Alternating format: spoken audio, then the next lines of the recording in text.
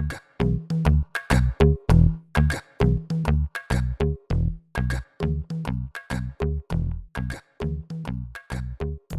your role as Director of Agrifood Business at Massey University and Acting Program Director of FoodHQ here, you must see the power of science, innovation and collaboration on a daily basis.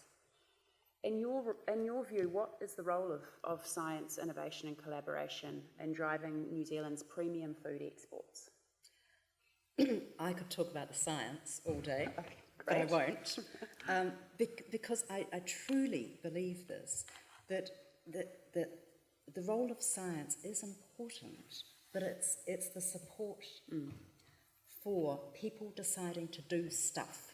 Taking that risk. And I deliberately put it in very, very simple terms because it's us here, it's people watching or listening or whatever they're doing, it's us deciding. And unless we get those people saying, I am going to think about doing this, they're not going to ring up a scientist. You know, that's not how these things work. Science leads in many areas, and I'm not decrying that, and you know, you and I could talk about that till the cows come home, but the energy comes from the commercial end. And I think often, as I'm watching rugby, I think often, wouldn't it be fantastic if we were able to harness that same power and focus on winning on this? And Tracy, you used the word, you know, this is a new game, this is a different game, it's a bigger game.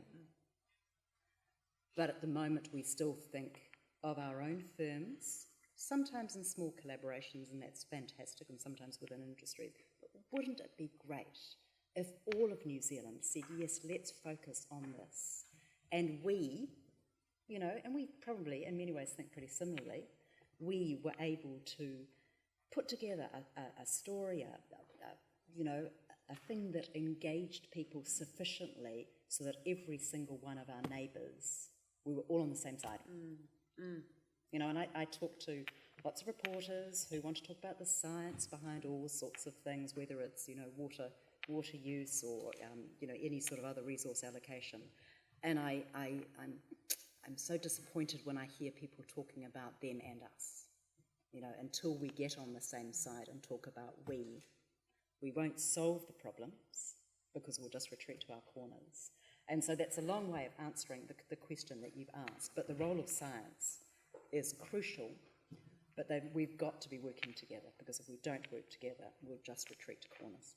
But I think where the science comes in is actually providing evidence for many of the claims we put out there in our marketing. Good point. And without that data to validate, we're at risk of, you know, being exposed. Aha.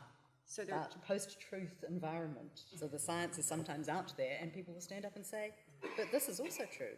Well, actually, it's not always. Well, that's true, but there's a really interesting thing happening in Ireland, and it's called Origin Green. And over there, they are actually, you know, it's all about clean, green, sustainable food production, and they have the data to back it up. And they have over 90,000 farms audited, which is about 95% of their food and drink exports. And they actually have the data to go with that story, and that is very, very powerful. Whereas, say if you go to China, there was a survey done in China where they surveyed 1,000 consumers, and New Zealand ranked number one for food integrity and safety. But without the data to support that, we're at risk of being exposed. So I think the Origin Green story is very important, and that we should be looking at something similar. Yeah, although I will go back to picking up Lucy's you know, point about Te Hono, and Te Hono is a fantastically interesting network, really, and started by some very, very visionary primary industry leaders in New Zealand, and John Brackenridge is one of the best known of them, along with others, of course, along the way. But it's a group who have come together with a commitment that New Zealand can do better, and primary leaders should be getting together and crafting that story and talking to each other and collaborating. I have just the highest praise for that group of people who got it going, and I feel very privileged to now be one of the alumni. And we do need more and more initiatives like that. And the reason I make that point is because we often hear about what somebody else should do. what government should do. But can I just add into that I think that we're very focused on having the same people, so we flush out the same people all the time. We sort of have this recycle nature in New Zealand with our leadership, and I think it was Einstein said the same thinking that created a problem isn't the same thinking that can solve it. I'm sure he said it a lot better than me.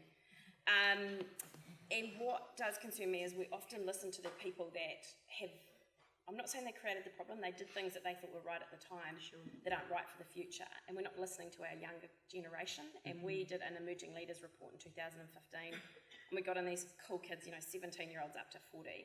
And I'm not saying 40-year-olds are kids, but it was great that we had university students who were very young. And so they came in, and that was a big thing that they were talking about. They felt that they weren't heard. They felt that people didn't listen. I challenged them with the question. I said, do you feel, and they talked about collaboration in science. They want to see science collaborate through research and development and all these things. And when I said, look, do you feel that you're heard when you go to the board? They feel that people give them lip service. So they go, oh, that's nice, Jenny, what a lovely idea. Shut the door and Jenny's gone. And they have a desire to be heard, and I think we actually need to go further down than the leaders, the current leaders, and actually really listen to our future leaders. And also show that science is a big area. The science system is working on all sorts of things that interrelate. And working on one problem over here also needs a whole lot of 100 other science projects working on all of those other projects, all of those other problems, because they all interrelate. We work within, we live within a system. And that's hard. That's a hard story to unpack for people, because they will say, well, why aren't you doing something about this bit over here? Well, actually we are, because we're working on this bit over here, and eventually we'll all come together. We talk about complexity as if, we just use that word all the time, but a complex system has, quite a specific technical meaning. It means that all of the different parts of the puzzle all interrelate, and you can't work on one without impacting on the other. And change can be slow. And our younger people are more patient than we are.